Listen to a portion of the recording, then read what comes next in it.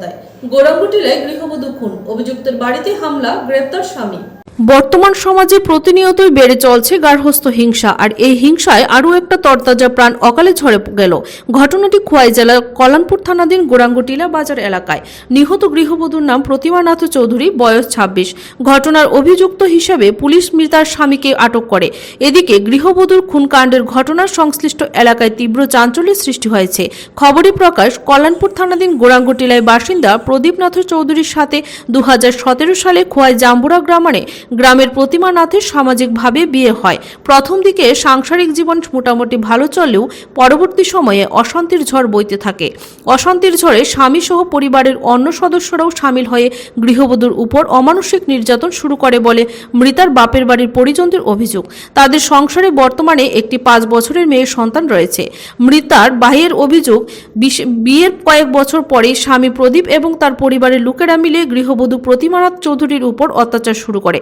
স্বামী প্রায় সময় মদে মাতাল হয়ে রাতে বাড়িতে ফিরেই তার বউয়ের উপর প্রচণ্ডভাবে শারীরিক নির্যাতন করত স্বামী। সেই নির্যাতনের চূড়ান্ত পর্যায়ে শুক্রবার রাতে প্রতিমা স্বামীর অত্যাচারের বিরুদ্ধে মুখ খুলতেই ঘরের দা দিয়ে তাকে এলুপাথারি কোপায় পাষণ্ড স্বামী প্রদীপ নাথ চৌধুরী। স্বামীর আক্রমণে গৃহবধূর শরীরে একাধিক জখম প্রাপ্ত হয়। বাড়িতেই রক্তাক্ত অর্ধমৃত অবস্থায় লুটিয়ে পড়ে প্রতিমা। রাতেই খবর পেয়ে কল্যাণপুর থানার পুলিশ ছুটে এসে গুরুতর আহত অবস্থা গৃহবধূকে খোয়াই জেলা হাসপাতালে চিকিৎসার জন্য নিয়ে আসলে অবস্থা বেগতিক বুঝে সাথে সাথে চিকিৎসার জন্য তাকে জিবি হাসপাতালে স্থানান্তরিত করে। জিবি হাসপাতালে আনার কিছুক্ষণের মধ্যে মৃত্যুর কোলে ঢলে পড়ে এক সন্তানের জননী প্রতিমা নাথ চৌধুরী। শনিবার পরন্ত বিকেলে মৃত গৃহবধূর পরিজনরা মৃতার লাশ নিয়ে গোরাঙ্গুটিলা বাড়িতে পৌঁছলে স্বামী বাড়িতে আক্রমণ চালায়। যদিও পুলিশের হস্তক্ষেপে পরিস্থিতি নিয়ন্ত্রণে আসে, এই ঘটনার অপরাধী হিসেবে মৃতার স্বামী প্রদীপ নাথ চৌধুরীর বিরুদ্ধে থানায় অভিযোগ জানানো হয়েছে। ইতিমধ্যেই কল্যাণপুর থানার পুলিশ স্ত্রী হত্যার অভিযোগ স্বামী প্রদীপ নাথ চৌধুরীকে গ্রেপ্তার করেছে। কল্যাণপুর থানার ওসি ইন্সপেক্টর তাপস মালাকার জানান, পুলিশ এই ঘটনার খুনের মামলা নিয়ে তদন্ত শুরু করেছে। স্বামীকে আটক করা হয়েছে। এদিকে গোটা ঘটনার খবর ছড়িয়ে পড়তেই সংশ্লিষ্ট এলাকায় ব্যাপক চাঞ্চল্য ও উত্তেজনা ছড়িয়ে পড়েছে। সরকার গার্হস্থ্য হিংসা দমাতে প্রতিনিয়ত চেষ্টা চালাচ্ছে। সভ্য সমাজে আজও সাধারণে সচেতনতার অভাবে প্রতিনিয়ত প্রতিমার মতো গৃহবধূরা অকালে প্রাণ দিতে হচ্ছে।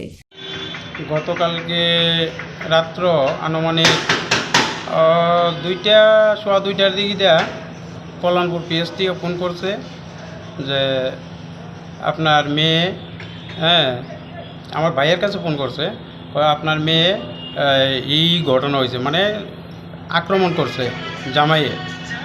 তো আক্রমণ করছে পরে এতটুকু কইছে আমরা কয় লইয়া যেতেছি কয় হাসপাতালে, আপনারা আইয়েন। তখন সময় কয় হাসপাতালে গাড়ি রিজার্ভ করে গেলাম, যাইয়া দেখলাম যে একদম অবস্থা সিরিয়াস। মাথার মধ্যে ন্যূনতম 12 থেকে 13টা কূপ আছে। এই জায়গাটার মধ্যে প্রচুর পরিমাণে কূপ, একদম ঝাঁঝরা বানাই দিয়েছে। এদিকে আছে একটা কূপ, এটা ন্যূনতম 1.5 ইঞ্চি ফাঁক হইয়া দিয়েছে, একটা কূপ যে দিছে। তারপরে যে হাত, এই দুনো হাত, এইখানেও কূপ আছে, এনও কূপ আছে, হাত ভাঙ্গিয়া এইরকমভাবে ঠেঙ্গাইয়া রয়েছে।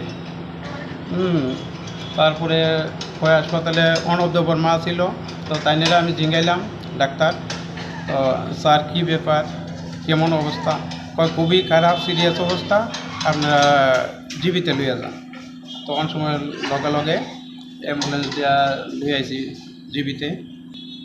ধরুন 15 মিনিট পরেই মৃত্যু হয়েছে।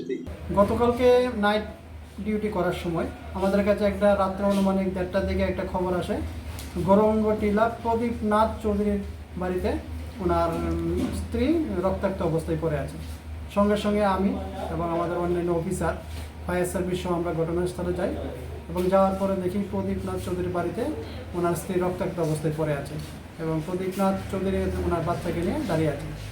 সঙ্গে সঙ্গে আমরা ফায়ার সার্ভিস করে ওই রক্তাক্ত যে প্রদীপ নাথ চৌধুরীর স্ত্রী প্রতিমা নাথ চৌধুরীকে আমরা খোয়াই জেলা হাসপাতালে নিয়ে যাই এবং ওর বাবার বাড়ির লোকজনদেরকে খবর দেওয়ার পর ওইখানে আসে।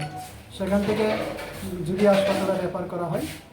আজকে সকালে খবর আসে আমাদের কাছে জিবি হাসপাতালে মৃত্যুবরণ করে।